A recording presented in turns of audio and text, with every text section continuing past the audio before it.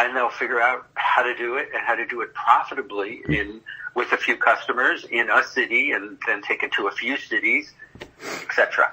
So I don't look at the FedEx competition as wildly expensive to get into. Okay. With a potentially very large return if they are successful. And you worked on, you said you worked on Amazon Flex, right? Yeah, and a little bit on the FedEx, product also. Oh, okay. Yeah, just before I ask you about like the bear case for Amazon, I'd love to get your take. Maybe you could expand more on regarding Amazon Flex, what you see there in terms of strengths and weaknesses. Sure. There's a need for more capacity and flexibility in the delivery platforms, and they use many carriers from UPS to USPS to third parties, delivery service providers. They're vans owned by local courier companies who come in with drivers. So it's a wide spectrum of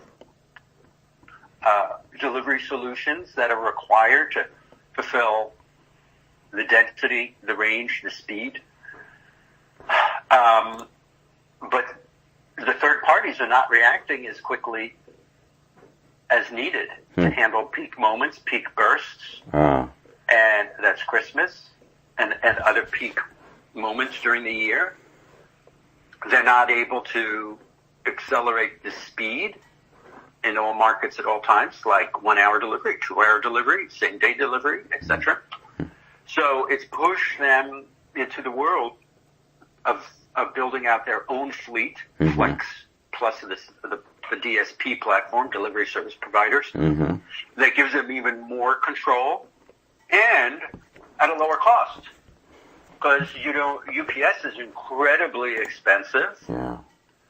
Postal service is awesome. It's super cheap. But you need a mix to get the speed to get to the same day or 2-day delivery commitments. You need a network of all of these blended together to meet the customer commitment. And Flex today is a huge portion of, I think they have 350,000 drivers doing 1 million packages a day, cheaper than anything else. Yeah, it's not as perfect, and they will continue to work on perfecting the customer experience. But it is a great example of expanding the service, creating the features that are needed, meaning speed, creating the capacity.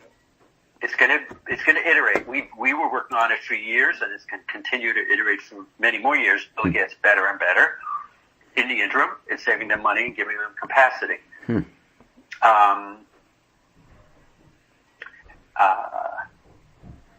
And yes, we'll probably be part of the FedEx competition at some point too, because those same drivers could be delivering anybody's package, or could be picking up a package just the same. And already is playing a vital role in grocery delivery.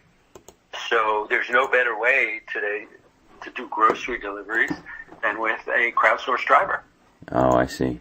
And you just go point to point. You pick up 1 or 2 orders from Whole Foods, drop it off at the customer.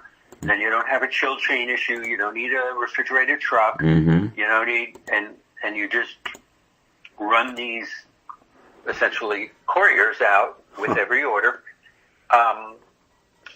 That's how Walmart's doing it. That's how a lot of grocery chains are doing it, and that's how Amazon's going to do it. It will evolve as grocery grows, and one day you could afford to have a truck. You can have enough density to justify another solution. But cool, they didn't invest much in Flex. They could graduate and put a truck into certain markets and certain routes when it's required, and Flex just disappears. There's no commitment to those drivers, so you just lower the number of drivers in that market. So beautifully flexible, fits the world they need